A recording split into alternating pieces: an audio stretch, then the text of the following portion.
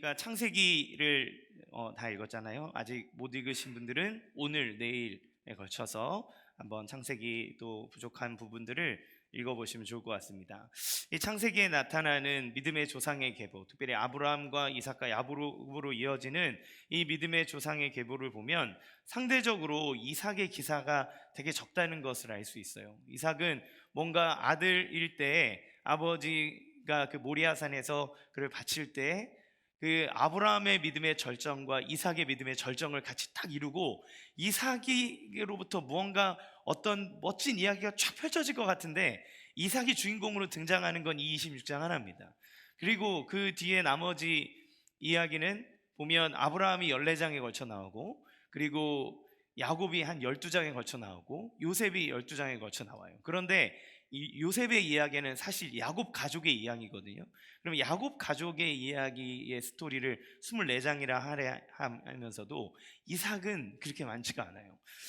그러면 왜 이렇게 이삭의 메인 스토리는 부족할까요? 이삭이 복을 적게 받았기 때문일까요? 그렇지 않습니다. 오늘 본문의 처음에 보면 그 땅에서 농사를 지었더니 100배의 소출을 얻었다고 얘기했어요.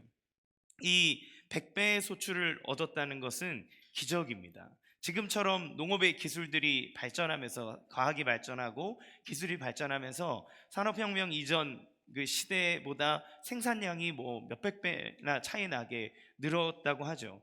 그러나 그 당시에 있었던 그 기술로는 이 100배의 소출을 얻는다는 것은 하나님의 도우심이 아니면 낼 수가 없는 거예요. 마치 천국에 그 예수님이 씨 뿌리는 자의 비유처럼 좋은 밭에 뿌려진 씨에 대해서 천국을 비유할 때 30배, 60배, 100배의 결실을 맺는다라고 하셨던 예수님의 말씀을 볼 때 30배, 60배, 100배의 결실이라고 하는 건 하나님이 주셔야만 얻어낼 수 있는 그러한 복이라는 것을 알 수 있습니다.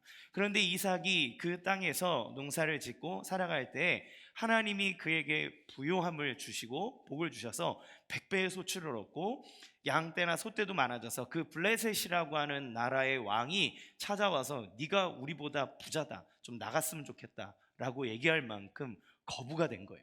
그러니까 세상적인 관점으로 봤을 때 이삭은 그 누구보다 어마어마한 사람들이 생각할 때 보는 어마어마한 축복을 받은 사람이라고 하는 것을 알 수 있습니다. 그런데 그의 인생에 있어서 이토록 사람들이 볼 때 너무나 부러울 만큼 어마어마한 소출을 얻고 모든 것을 다 가지고 있는 이삭의 삶임에도 불구하고 그의 삶의 메인 이야기의 핵심은 무엇이냐면 우물을 팠다는 거예요.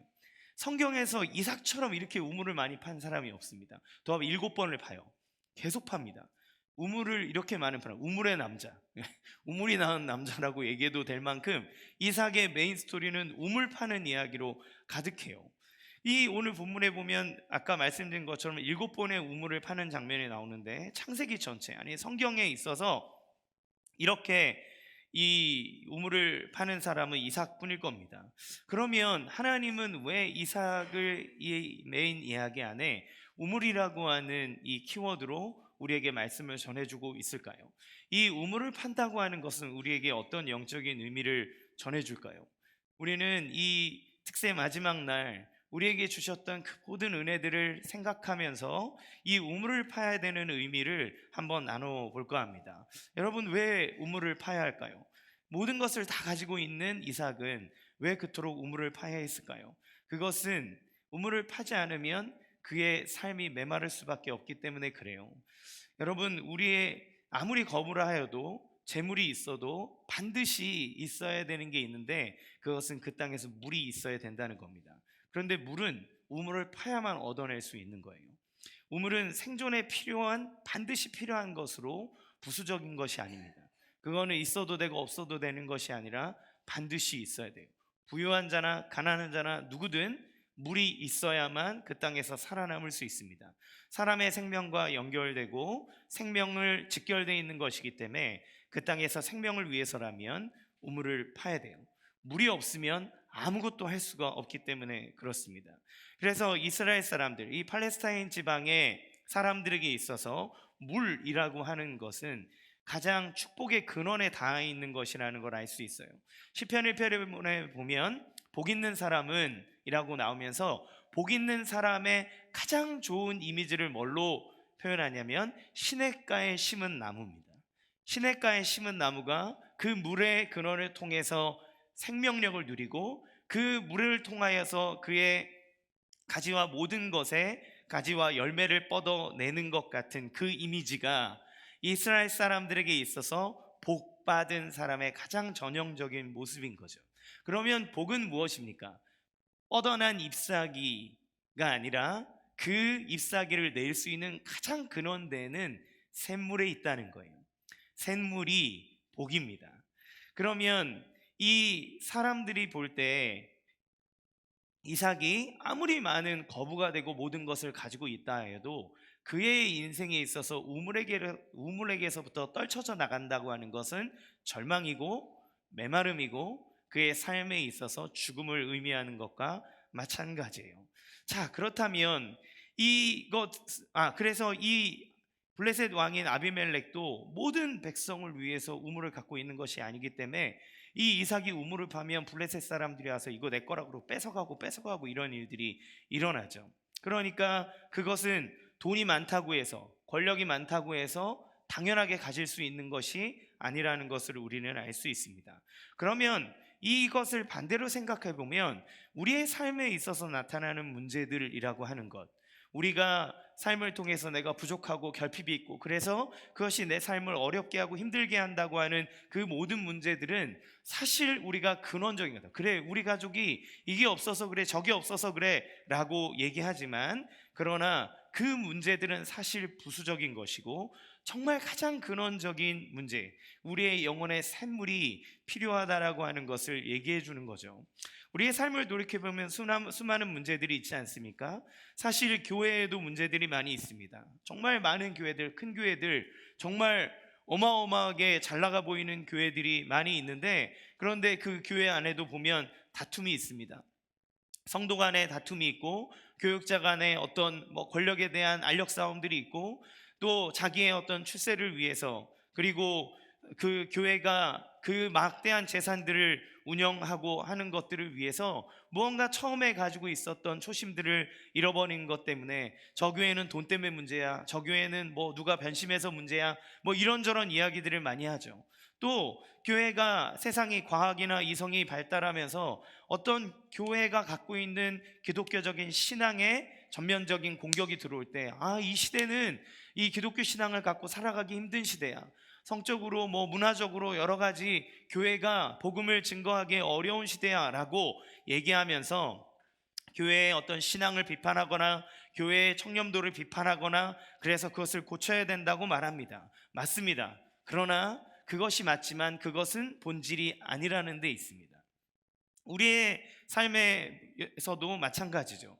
개인의 삶에 있어도 여러 가지 문제를 찾습니다. 우리 집은 돈이 없어서 우리 집의 문제라고 생각합니다. 나는 내 몸이 자꾸 아프고 잔병이 있고 우리 가족 중에 큰 병들이 자꾸 나타나고 정신적으로나 정서적으로나 육체적으로나 이런 아픔들이 내 삶을 피폐하게 만들고 어렵게 만드는 문제야. 이것만이 해결된다면 우리의 내 삶의 모든 것들이 해결될 수 있을 것 같아.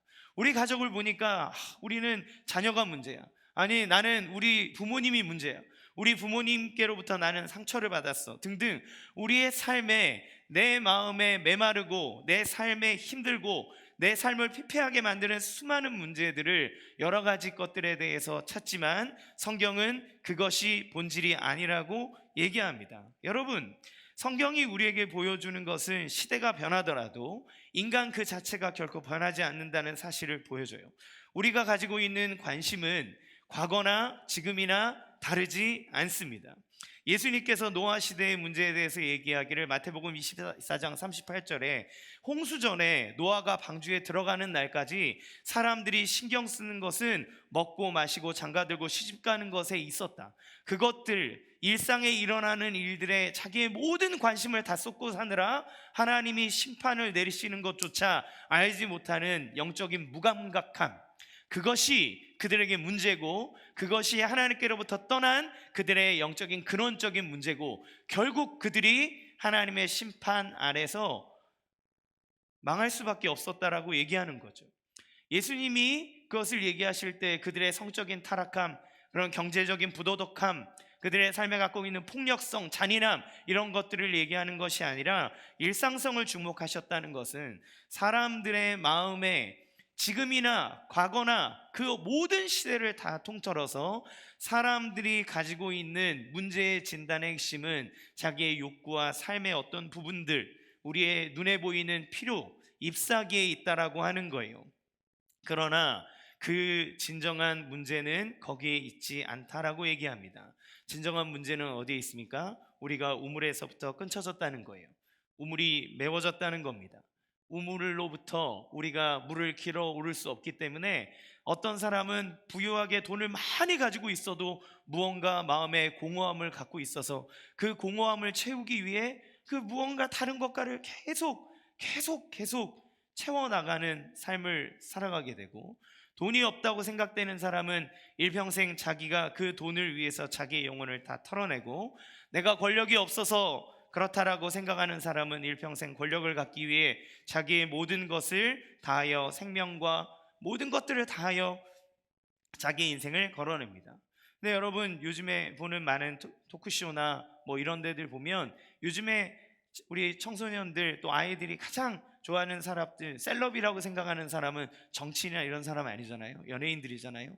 그런데 그 화려한 외모, 화려한 스포트라이트, 이런 것들을 받고 꿈꾸면서 막 대학로 때부터 막 연극에서 배골아가면서 연기하고 아이돌 생활 막 7년 8년을 막 연습생 생활하고, 그래서 스포트라이트 받으면서 내가 다 이뤘다, 너무 내 꿈을 이뤘다라고 얘기하던 그 젊은, 그 부유하고 인기와 모든 것들을 갖고 있는 사람들이 나와서 얘기하기를 자기 내면에 뭔가 다 이뤘는데 뭐 한켠에 어려움이 있고, 그래서 내가 심리치료를 받아야 되고 공황장애가 오고 자꾸 행복하지 않고 내 마음을 찌르는 그 아픔들이 있다고 고백하는 것을 보면, 인기도 돈도 명예도 권력도 그 모든 것도 우리를 메마르는 것에서부터 구원해낼 수 없다는 것을 압니다.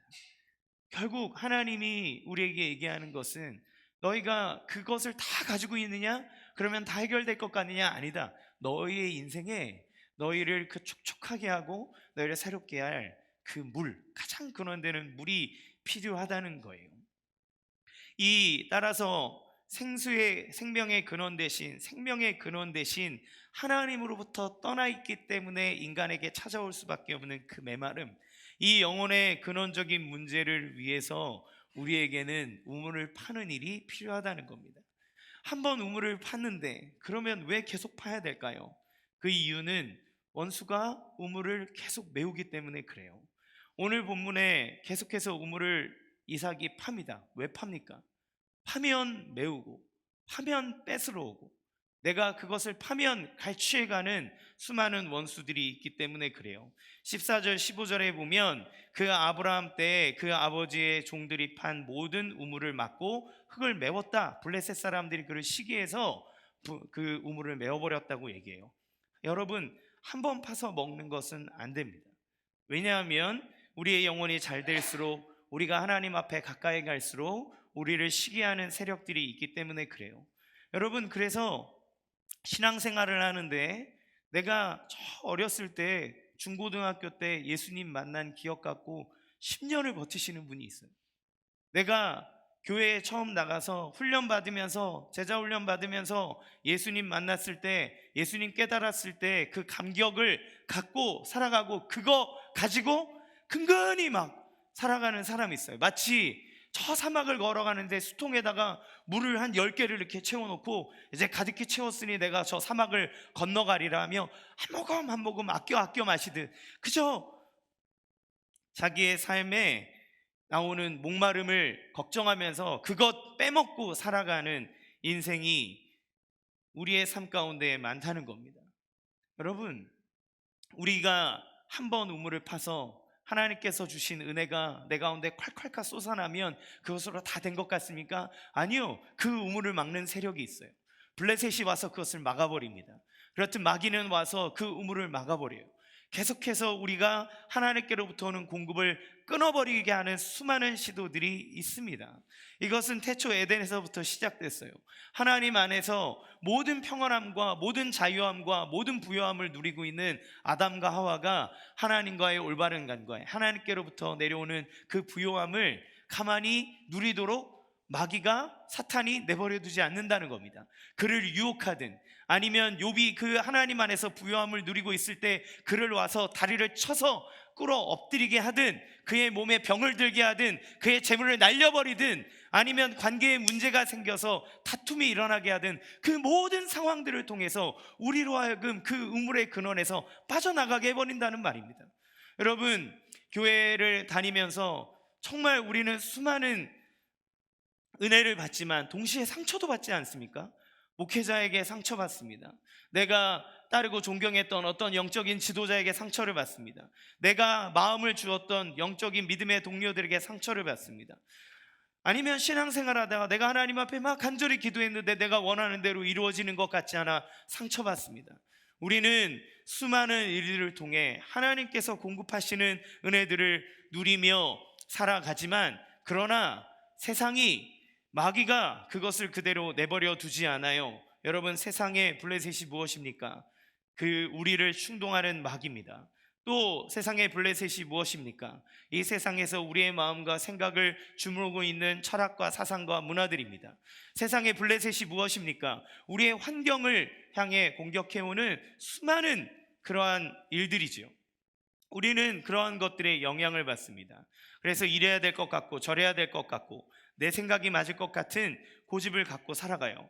어떻게 공격합니까?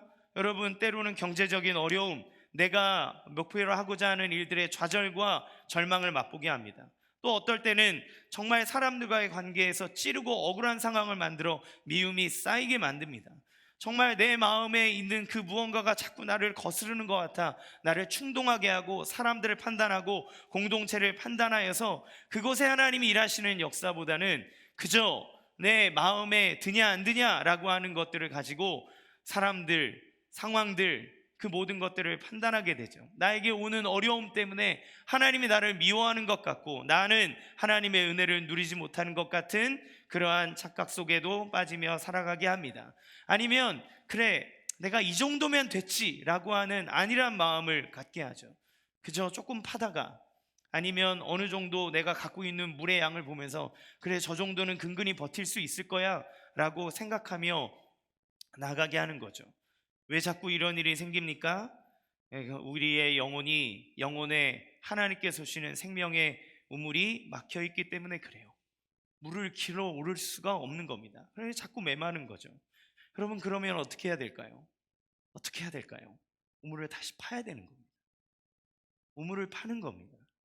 우리가 영원하신 하나님의 나라에 들어가기까지 이 땅을 살아가면서 우리가 가는 곳마다, 있는 곳마다 우리의 영혼의 우물을 파야 하는 거예요.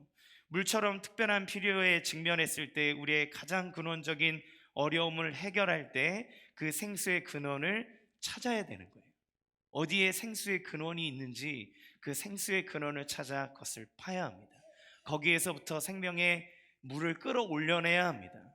마틴 로이드 존스 목사님은 부흥이라고 하는 책에서 이 부분에 대해서 이야기하기를, 왜 교회가 부흥하지 않느냐, 수많은 문제들이 있지만 결국 그 생명의 근원된, 가장 근원된 하나님의 축복에서부터 끊쳐졌기 때문에 그렇다. 그러면 다시 파야 된다. 어떻게 파느냐라고 하는 부분에 대해서 이 부흥이라는 책에서 뭐라고 얘기하냐면, 이삭이 첫 번째 우물을 팔 때 무엇을 팠는지를 집중합니다. 무엇을 파나요? 자기 아버지 아브라함이 팠던 우물을 팝니다. 우물을 파요. 왜요? 거기에는 반드시 물이 있기 때문에 그래요. 아버지가 파서 우물이 있었는데 거기에 블레셋 사람들이 와서 우물을 메워버렸잖아요. 겉으로는 메워져 있지만 그러나 아버지가 팠던 그 물에는, 우물의 흔적에는, 거기를 파면 그 밑에는 반드시 물이 있습니다. 이것은 무엇을 의미하는 거예요? 우리가 무엇보다 믿는 것 안에서 과거 선배들이 따랐던 믿음의 발자취를 따라가는 것은 매우 의미가 있다는 거예요. 우리는 신기술, 새로운 어떤 문화, 이러한 것들에 의해서 더 새로운 것을 추구하고 새로운 것을 바라보고 새로운 문화에 더 빨리 젖어 들어가는 것을 좋아합니다. 그런데 여러분, 가장 근원적인 것은 어디에서부터 나오는지 아십니까? 결국 그 과거의 선배들이 걸었던 발자취들을 밟아오는 과정들에서 새로운 것들을 찾아갑니다. 여러분, 요즘에는 Y2K 패션이라고 유행합니다. 저기 세기말 때 입었던 패션. 그래서 지금 입던 옷을 가지고 고스란히 10년, 20년 갖고 있으면 그대로 입을 수 있는 돌고 돈다 그러잖아요. 이게 결국 무엇이에요? 과거에 있었던 사람들의 것들을 계속 재발견하면서 새로운 것들을 만들어냅니다. 수많은 경영의 투자 기법들은 과거에 있었던 수많은 데이터들에 집적된 결과로 나옵니다. 수많은 과학의 결과물들은 선배들이 이루어냈던 과학의 결과물들을 딛고 새로운 것들을 만들어냅니다. 그러면 과거를 무시하고서 새로운 것을 찾아낼 수 없다는 결론들을 도달해내고, 그것은 하나님이 우리의 인생에 주는 중요한 교훈이라고 하는 거예요. 그래서 아브라함, 믿음의 사람들이 팠던 곳을 파는 것으로부터 시작할 때 우리에게 주시는 하나님의 그 영혼의 샘물을 얻어낼 수 있다는 겁니다. 그러면 과거로부터 선배들이 해왔던 것은 무엇일까요? 그것은 첫 번째, 복음의 본질, 진리에 대한 갈망함, 그 진리에 대한 열정, 진리에 대한 올바른 시선을 갖는다는 겁니다. 여러분, 왜 우리가 신앙이 침체되나요? 왜 우리의 마음에 그 무언가로부터 메마름이 자꾸 찾아오나요? 그것은 가장 근본된 진리를 잃어버렸기 때문입니다. 그 진리가 무엇입니까? 우리가 이 특세 때 주제로 붙였던 것처럼 그 예수 그리스도의 이름을 잃어버렸기 때문에 그래요. 예수님을 잃어버리면 우리는 방황합니다. 왜냐하면 예수님이 길이시고 예수님이 진리고 예수님이 생명이기 때문에 그래요. 그래서 기독교 역사에 있어서 가장 치열하게 사람들이 논쟁하고 싸우고 그것으로 인해서 오랜 시간 얘기되었던 그 주제는 무엇인지 아십니까? 예수 그리스도가 누구신가라고 하는 거예요. 예수 그리스도의 이름을 우리가 어떻게 믿고 그를 어떻게 받아들여야 하는가라고 하는 것이 기독교의 2000년의 역사 안에서 가장 치열하게 사람들이 나누고 이야기되었던 이야기입니다. 복음서와 모든 성경의 이야기들이 관통하는 주제는 바로 예수 그리스도입니다. 그래서 예수 그리스도를 잃어버리면 우리의 신앙의 껍데기만 찾고 그 가장 중심의 알맹이는 잃어버리는 것이에요. 그런데 우리가 신앙생활하면서 예수님에 대해서 마치 다 아는 것처럼 생각합니다.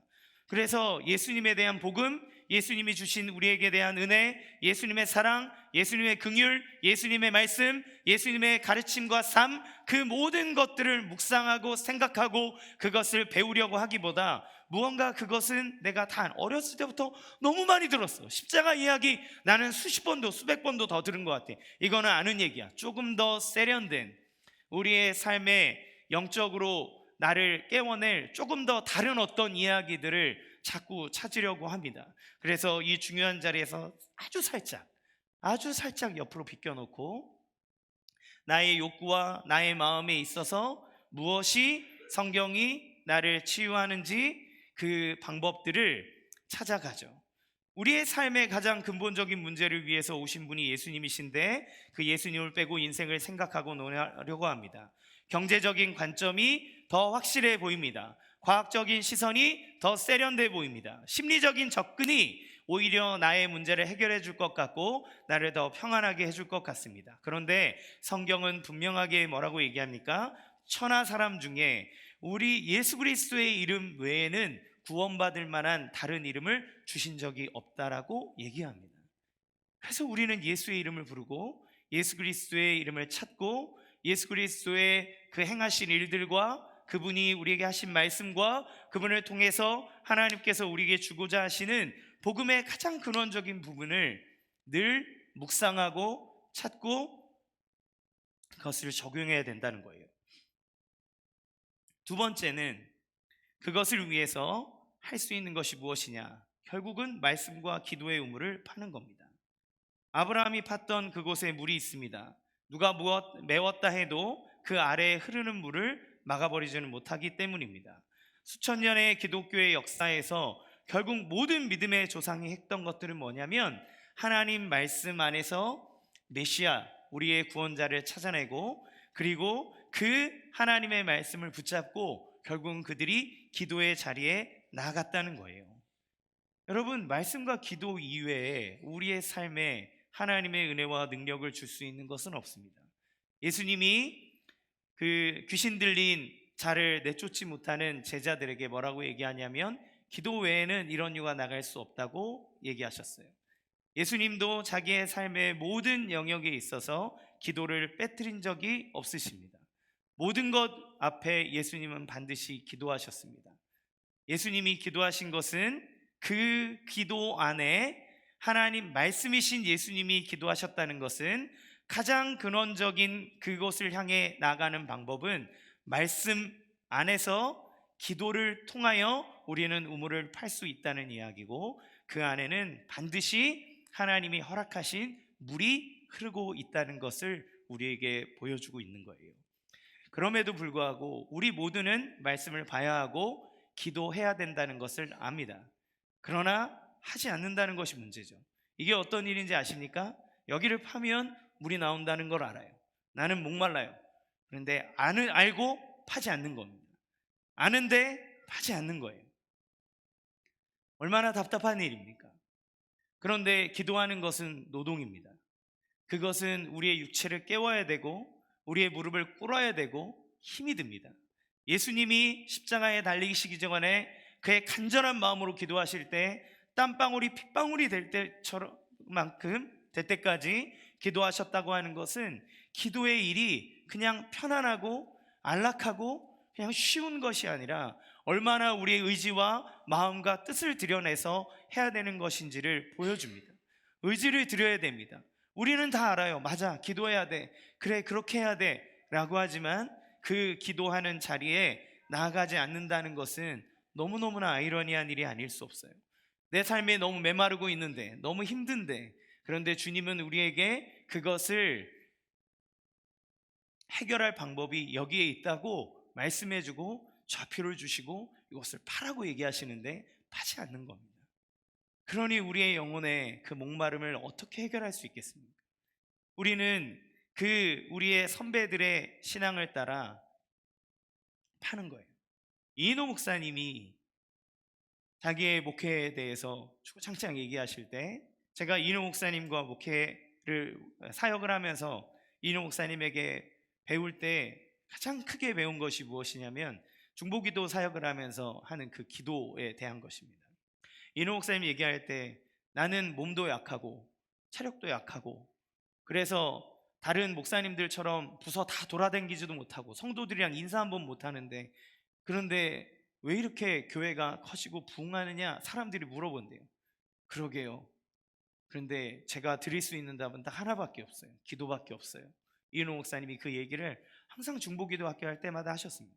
제가 그 이야기를 들을 때마다 그 이인호 목사님을 보면, 제가 15년을 섬기면서 이인호 목사님을 볼 때 제 마음에 되게 힘이 되고 도전이 됐던 것은 그가 엄청난 강력한 체력과 사람들을 압도하는 그 어떤 까랑까랑한 성량으로 사람들에게 힘을 주신 분이 아니라 자기의 연약한 몸으로 계속 그 단위에 서지만 그럼에도 불구하고 하나님이 그의 영혼을 깨우고 그의 말씀에 안에서 물을 길어 오르게 하고 그 수천 명의 성도들을 먹이게 하는 기도의 우물을 파는 것을 보았기 때문에 저는 그분을 너무 존경하고 사랑하는 마음이 들게 되었습니다.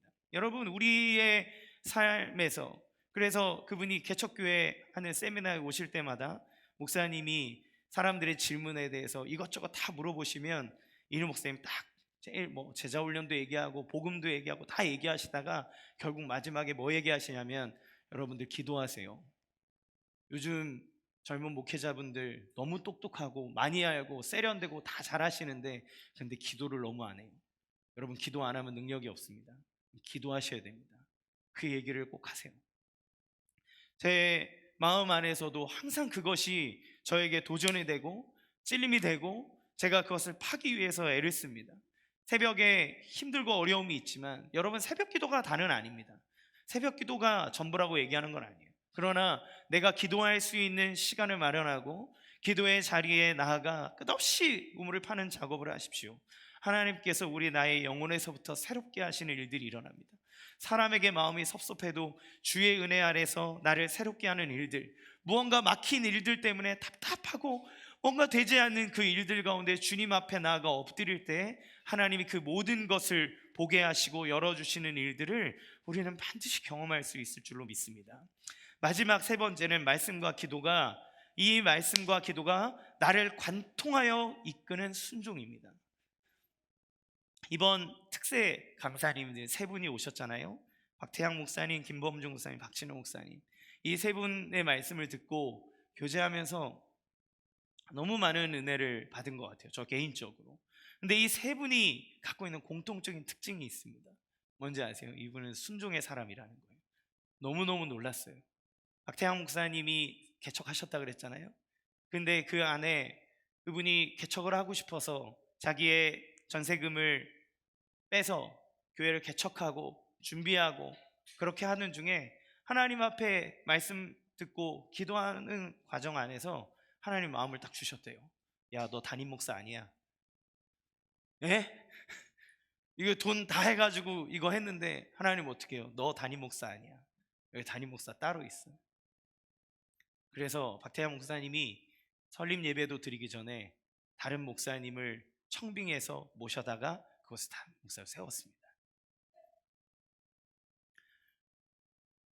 지원을 받은 것도 아니고 어느 교회를 자기가 청빙 가서 물려받은 것도 아닌데 자기의 삶 속에서 하나님의 말씀을 붙잡고 쭉 기도하는 중에 하나님이 그에게 마음을 주시니, 이게 내 교회가 아니구나, 하나님이 하시는 거구나 라고 하면서 하나님 앞에 드리는 거예요.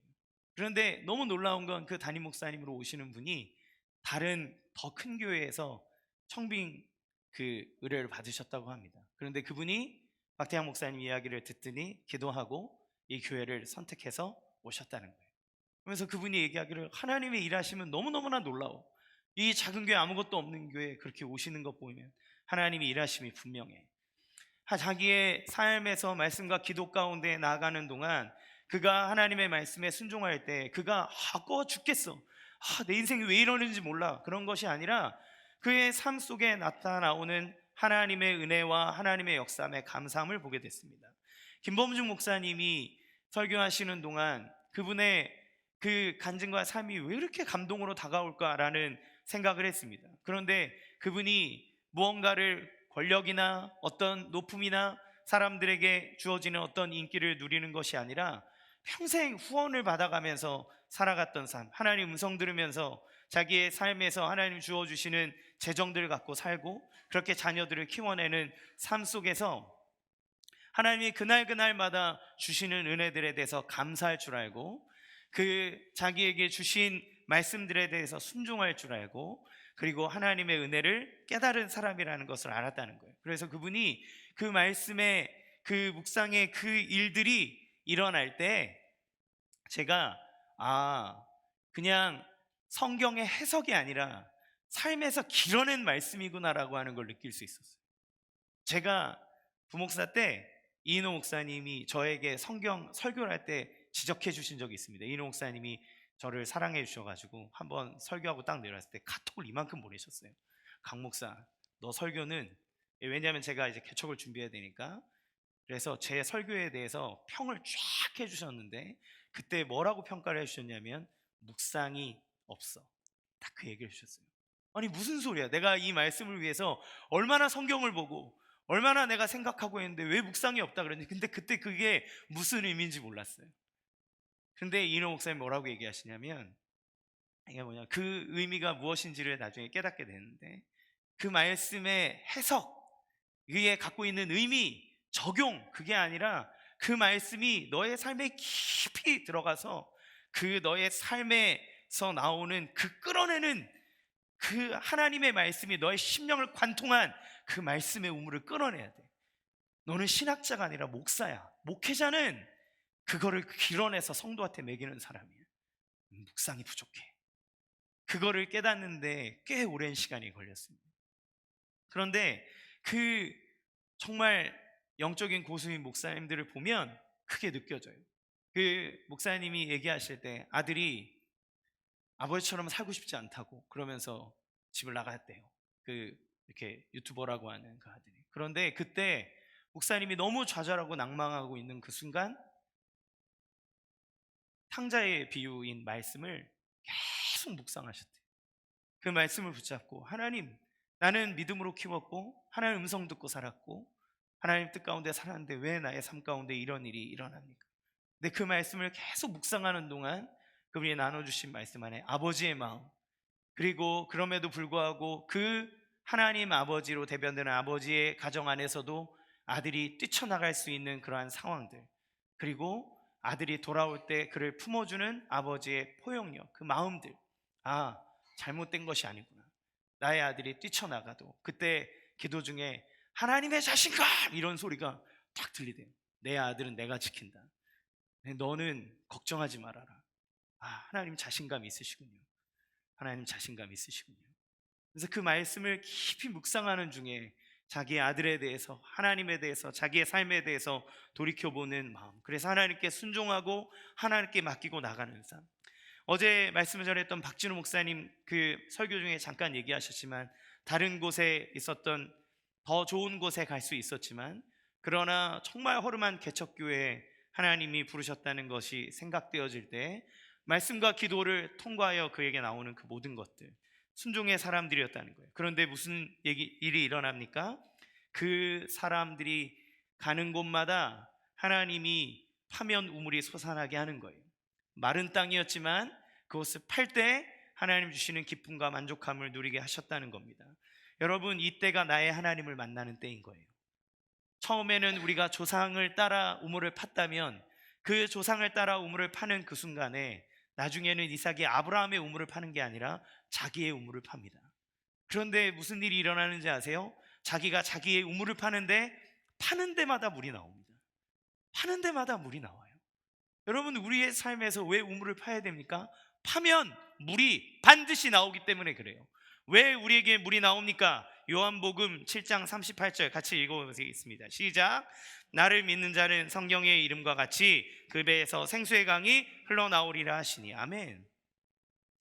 예수 그리스도 안에서 우리에게 생수를 하나님이 준다고 약속하셨기 때문에 우리는 그리스도 예수의 이름으로 하나님의 말씀에 따라 기도하며 그 땅을 파는 순간 하나님은 우리의 영혼에서부터 그 생수가 터져나듯 가장 근원에서부터 끌어오르는 하나님의 은혜, 만족함, 하나님이 주시는 부유함과 풍성함을 누리는 삶을 살 수 있다는 겁니다. 그렇게 영혼이 잘 되는 사람은 어떻게 됩니까? 그 하는 범사에 하나님의 은혜를 누리게 되는 거예요. 요한 3서 1장 2절 같이 읽겠습니다. 시작. 사랑하는 자여, 내 영혼이 잘됨 같이 내가 범사에 잘되고 강건하기를 내가 간구하노라. 결국 무엇이 문제입니까? 우리의 범사의 문제는 그 영혼의 잘됨이냐 그렇지 않느냐에 달려있다는 거예요. 우리의 영혼이 잘 될수록 우리의 하는 범사가 하나님의 은혜와 하나님의 인도하심과 하나님의 풍성하심 가운데 살아갈 수 있다는 것을 봅니다. 여러분, 그럼 어떤 일이 일어나는지 아십니까? 우리가 읽지 않았지만 그 뒤에 보면 아비멜렉이 찾아옵니다. 이삭에게 옵니다. 뭐라고 얘기하냐면 너 보니까 너는 진짜 하나님의 사람이다. 너가 가는 데마다 파면 물이 나오는 걸 보니까 너는 진짜 하나님의 사람이다. 약속하자. 너 우리를 해하지 말아라. 하친을 맺자. 약속하자. 우리 안 건드릴 테니 너도 우리에게 해를 끼치지 말아라. 그러면서 이삭이 하나님의 사람임을, 그리고 이삭의 존재가 너무나 두려워지고 그를 통해서 하나님을 보게 되는 거예요. 여러분, 우리의 삶에 어떻게 하나님을 드러냅니까?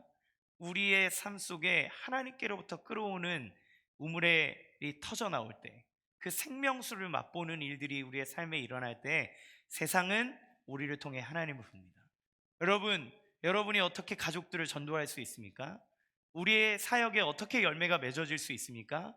다양한 프로그램, 여러 가지 기획들, 수많은 것들을 할 수 있지만 결국에는 그곳에 사역하는 목사가, 그곳에서 신앙생활하는 모든 성도들이, 그러니까 교회가 하나님께로부터 오는 우물을 그 우물에서부터 오는 그 진정한 예수 그리스도의 생명의 물을 맛보지 않으면 교회는 아무리 휘황찬란하고 건물이 대단하고 수많은 재정을 가지고 있고 수많은 프로그램을 해도 거기에서는 하나님의 능력이 나타날 수 없고 하나님을 볼 수 없는 겁니다. 우리의 가족을 어떻게 복음으로 이끌어갑니까? 우리가 그리스도의 생명 안에 있으므로. 우리가 어떻게 사역의 길로 나아갑니까? 우리가 예수 그리스도께서 주시는 생명수의 그 풍성한 촉촉한 은혜를 날마다 적심으로, 우리가 어떻게 날마다 직장 속에서 하나님이 주시는 하나님의 직장에서의 미션들, 우리가 가정에서의 미션들, 우리가 삶을 살아가는 동안에 어떻게 우리의 모든 삶의 현장 안에서 하나님의 은혜와 능력을 누리며 그리스도를 드러내고 나타낼 수 있습니까? 하나님이 우리에게 주시는 그 생명의 샘물을 맛볼 때에, 그때 세상은 우리에게 감동하고 세상은 우리에게 말을 걸어오는 것. 우리의 삶이 이러한 삶이 되어지기를 원합니다. 여러분, 특세 기간 여러분에게 주신 그 하나님의 가장 최고의 말씀은 무엇이었습니까? 어제 김범중 목사님이 그저께 얘기하신 것처럼 여러분 하나님의 이끄는, 지금까지 이끌어오는 이 특세 시간 중에 하나님께서 여러분에게 허락하신 신앙의 명장면은 무엇이 있습니까? 우리가 그것을 맛보았다 할지라도 계속해서 우물을 파는 삶이 되어지기를 원합니다. 여기에서 멈추는 게 아니라 끝없이 마귀는 우리의 우물을 막아내려고 하고 우리를 쫓아내려고 할 때 그 하나님의 은혜 가운데서 하나님 주시는 우물을 통하여 하나님의 은혜와 권능을 누리는 우리의 삶이 되기를 주님의 이름으로 간절히 축원합니다.